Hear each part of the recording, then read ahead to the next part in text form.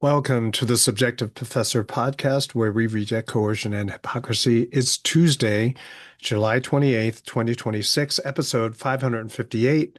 I thought we'd talk about a British TV show Foyle's War, which I don't think is still running, but there are a whole bunch of seasons. There's a line in one of the episodes early on where he says, I'm investigating murder during war. And I thought that was kind of interesting. And a lot of what I do on this channel is not necessarily report or give you information, but rather to comment on the information that's floating around out there in the interwebs. So little thoughts, subjective takes on what's going on in the world. And that's why I'll make comments on comedy as well as just popular entertainment. So, Foyle's War is a British uh, TV series that begins at the start of World War II. Now, just FYI, depending on who you are, what you like out of your entertainment, I'm not necessarily recommending them. It's just that it's kind of interesting to note the premise and how they go about presenting the show. It's really slow paced, as a lot of British TV tends to be. The beginning of every episode, obviously, is kind of a character development where you introduce all of the characters and uh, and then the crime happens, right? And so then it's sort of this whodunit in a certain kind of way, in this kind of way. And as I get older, I like that kind of thing. Now, in contrast, American mysteries generally introduce the characters uh, after the crime, right? So the crime happens, and then the entire movie is an unfolding of who done it, and you introduce the characters as you go through the investigation. I guess it's sort of more from the perspective of a policeman who, or a homicide detective who is then going to try to walk into a situation about which he knows nothing, and then tries to figure out uh, exactly what did happen and who did it. So anyway, Foyle is a policeman who has to investigate murder in the time of war, and he struggles with his job because he feels that he should be doing more for the war effort. But of course, he's persuaded to continue doing his job because that's important too. But the whole idea of investigating murder in a time of war, the whole war is murder on a massive scale. So I thought that was kind of an interesting contrast. And that always goes through my mind when I watch this type of TV series. And whether it's intentional or not, as you watch the show, you can see that as the war rages, in this sleepy little town on the southern coast of England, life goes on. You have the ups and downs, all of the pettiness and subjectivity of people. They're all still there. And it kind of reminds me of telling history. And I know I've talked about it before in the whole idea of knowledge production in the beginning of this podcast channel. But history is not a record of past events. History and history telling is basically telling a story to explain why things are the way they are right now. And so, what I used to do in class, I would ask people what happened on July 4th, 1776. And of course, a lot of people are embarrassed because they don't know, even though they live here in the United States and celebrated July 4th many, many times. But some intrepid soul who paid attention in high school will say, oh, that's when America declared independence from England. And I said, and I would say, what else? And people kind of look at me like, what are you talking about? And I'm like, what else happened on July 4th, 1776? And people just give me this blank look. And so finally I say, well, lots of things happened. People got married, people died, someone got hurt, people got sick, people got were happy. A lot of people just went to work. Some people slept all day. But of all of these things that happened that day, this is the only thing you need to remember. And so you only record the events which facilitate and help you tell your story of why things are the way they are today. Now, a person living in the colonies on July 4th, 1776, maybe they just closed the deal on their house or sold a big chunk of their merchandise, and so they're pretty happy, not caring at all about the Declaration of Independence, especially if a close family member died, someone got severely sick or injured that day. Yeah, you're not really thinking about the Declaration of Independence. It's more of after the fact where you're like, oh, that's when I was in the hospital. That's why I don't know anything about what's going on in the world today. And so the point is that what is significant for the state, for the government, is not actually what is important for the average person. And that's this whole Foyle's War point that I'm trying to make. And yet, uh, although, the idea of war is not uh, so important to the individual, the state imposes an extremely high cost on the individual, even up to the point of death. And although the state, the government, a lot of people will say, oh, the war is the most important thing. Yeah, not really, because everything else continues as if there is no war. In other words, um, society still makes its demands. You still got to show up to work. You still have to make payments. You still have to pay your taxes. You still have to take care of your children. You have to take care of your health. You have to protect your family members. All of these things are ongoing concerns, but the very existence of these concerns are erased by the narrative of the state. I mean, look at the news right now. Uh, you know, and on the one hand, you don't really care what's going on in the war because it's not something you're interested in, but you're paying for it. No matter what your level of interest is and level of participation, everyone is made to pay. And so at the very least, we have to be aware of what's going on and how well or badly things are going. And in this way, we can make the adjustments we need in order to fulfill the responsibilities and duties that we have in our everyday life. And it's a pretty amazing trick by the state or of the state to make the concerns of the state the concerns of the people, right? So we know this is true. Once you spell it out that way, of course, yeah, sure, that's obvious. But in the moment, people aren't thinking like that. People are not thinking about their personal concerns. In other words, uh, the argument will be made that, hey, sure, you're going to miss a mortgage payment, but come on, the world's at war.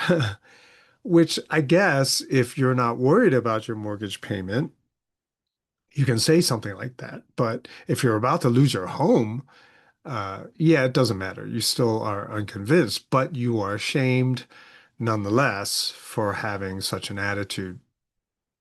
Uh, I mentioned Foyle's War, bringing out this sort of life goes on kind of aspect. So the war's raging, people leave town, but you still have life that you have to live, right? Life just doesn't stop. It continues, and all the issues that come with everyday life still remain. They are ongoing. And there are other movies which I thought of when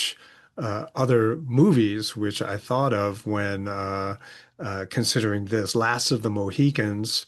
This was before the Revolution, where British commander is trying to raise a militia, and he has to negotiate with the militia.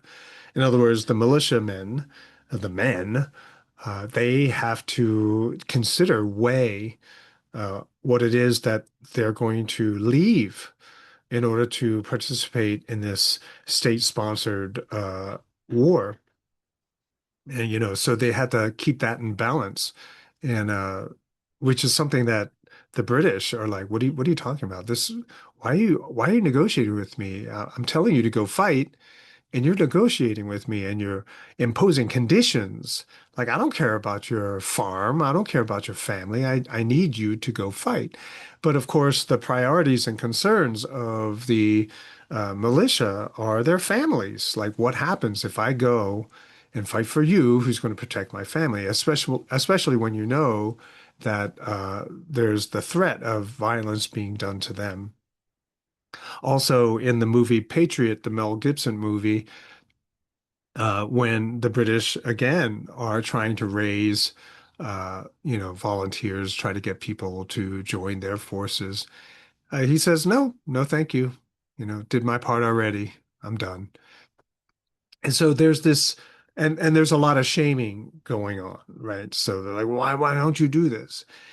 And there's that push and pull of duty to the state, which is artificial, and the choice of continuing to live as one had done before. I had talked about politics in other episodes, but any act of trying to persuade someone to participate in something, uh, participate in some behavior or some action, uh, that act of persuasion is politics.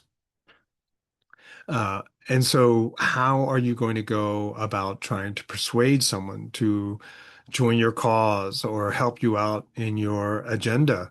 Well, you're going to use any argument uh, that you can think of, including shaming, trickery, promising things that you might not be able to actually fulfill.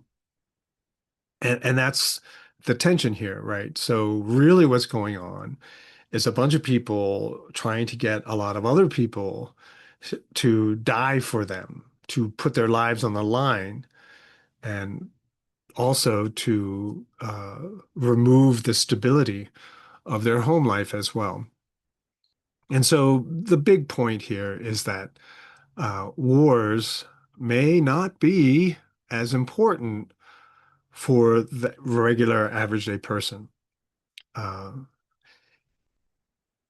while people go off to fight war, while people are trying to get everyone's focus on the war, life, death, murder, that goes on. It's interesting. I was reading Murray Rothbard's Anatomy of the State last night, coincidentally, and Murray Rothbard is an anarchist, and he's also part of he originally was one of the founders of the Mises Institute. He passed away, I believe, in the 90s. But he describes in Anatomy of the State how the state operates. And in order to get the cooperation of a lot of people, they're going to try to foster patriotism or nationalism. And that's something that is really big here in the United States. And I understand, I grew up with it. And so, on the one hand, I was being discriminated and against and being told that I was not really an American. But at the same time, I had all these patriotic feelings. And where do they come from? They come from basically educational system. And so I really believed, and I still do, in the idea of the United States, right? And so I've modified my feelings, my warm fuzzies that I get when I hear the national anthem to be modified by this is what I'm loyal to what the idea of the United States was supposed to be, which is not what it is today. And so that's my little loophole there, which is what I try to convey to a lot of students that I've had over the years, especially middle schoolers who were taught not to say the Pledge of Allegiance or participate in any of those patriotic so-called activities of the daily routine. And what makes this even uh, harder, more difficult, more confusing for a lot of people is that we realize now that it's the Epstein class who is the source of a lot of these ideas, especially the idea to go to war, and also who benefit the most. And we're supposed to then forget about the fact that a lot of these guys are sick criminals that we would not choose to associate ourselves with. But we're going to forget that. And the fact that they're pedophiles, has nothing to do with why we have to fight this war, right? It's this weird disconnect that a lot of people go through. And you say, well, that might be true, but I still have to do my duty or something along those lines. In the United States, particularly these days, even if you forget about the Epstein class of bureaucrats and special interest groups, there are other special interest groups who control government, who sacrifice nothing as some other people sacrifice everything. And so the US is all about this now. Uh, and you can see this everywhere you go, everywhere you look. There's this glorification of the military. And I'm not trying to shame military, obviously, but rather this weird, odd mixing of military with everyday life. That is, everything becomes an opportunity to recruit more people to serve the state, to do things which has very little benefit, which has almost no benefit to the average person who is actually doing the fighting. And so you see a lot of mixing of sport and military, flyovers, and um, when the national anthem is sung, then you have a military flag detail come out and hold the flag. Things like this to get people to be moved and feel something when they participate in something they enjoy, a leisure activity that they enjoy, but then you uh, put a layer of uh, nationalism on top of it, right? Over time, I mean, I don't know, it would be a very tough individual who can resist that continual barrage of patriotism and nationalism and not feel at least a little bit moved by it all. And here in the United States, it really is a fire hose of patriotism that everyone has to endure all of the time. Um, Now, at the same time, and it's been a while since I've seen this, but I don't think I've ever seen this in my life to the level that it is now. I was too young during the time of Vietnam, but more and more people are becoming less interested in joining the military because of the constant war. If you sign up, you're definitely going to have to be sent somewhere and be separated from the people that you love. And morale, I hear, among the soldiers is really low. Number one, because their deployments are really long now. Even deployment, people who are rotating out, who has fulfilled their obligation to the military, their how do you call it? Discharge is delayed, I heard. And so morale is really low. Superiors don't really care about your life. People who send you into combat, they'll say, well, this is what you signed up for, or at least civilians anyway. And that's what Colonel Lawrence Wilkerson said. And I think I included that in a previous episode. And so, people don't really actually care about your life. And what makes it even worse is that there is no clear mission plan. uh, we may laugh at the fact that the Trump administration and mock the fact that the Trump administration keeps changing the goalposts, what we're trying to achieve with the war. That might become a joke for a lot of people, not, you know, in harm's way. But for the people who are being asked to put their life on the line, it's a lot. You're basically saying, what is the point? Why am I uh, about to sacrifice my life uh, for this cause? Why? For what purpose? To what end?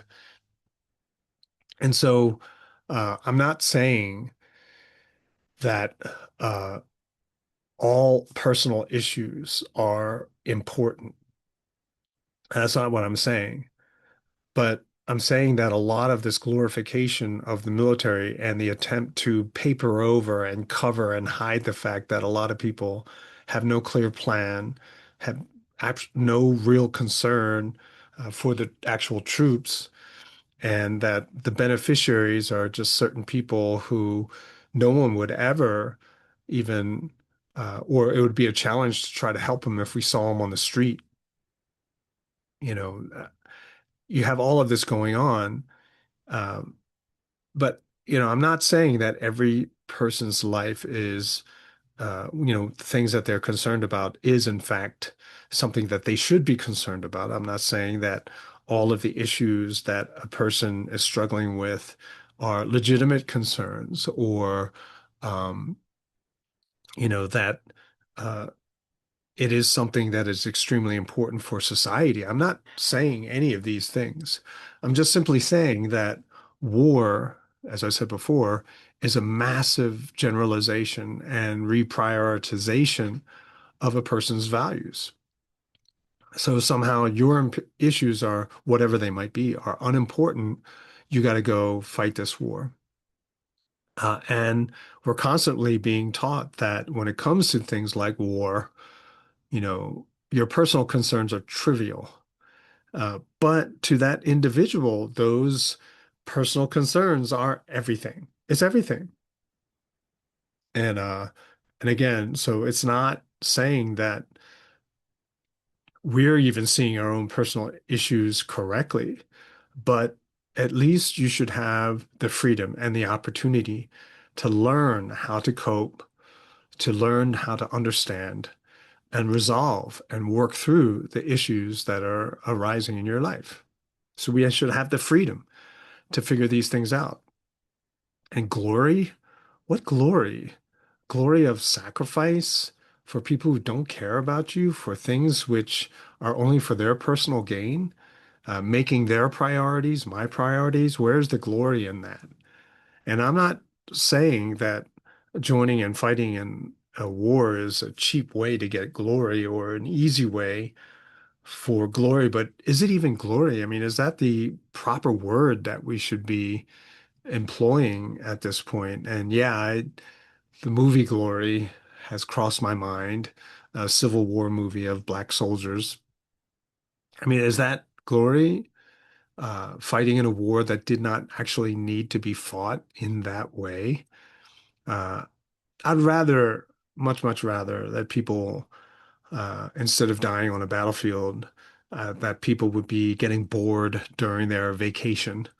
I would much rather people enjoy lower taxes, a life of no inflation, people choosing to be happy in the way that they want, or exploring more ways, more new, different, unexplored ways of being happy. That would be so much better instead of sort of chasing someone else's fantasy of global domination. I think that would be a much more um, desirable situation.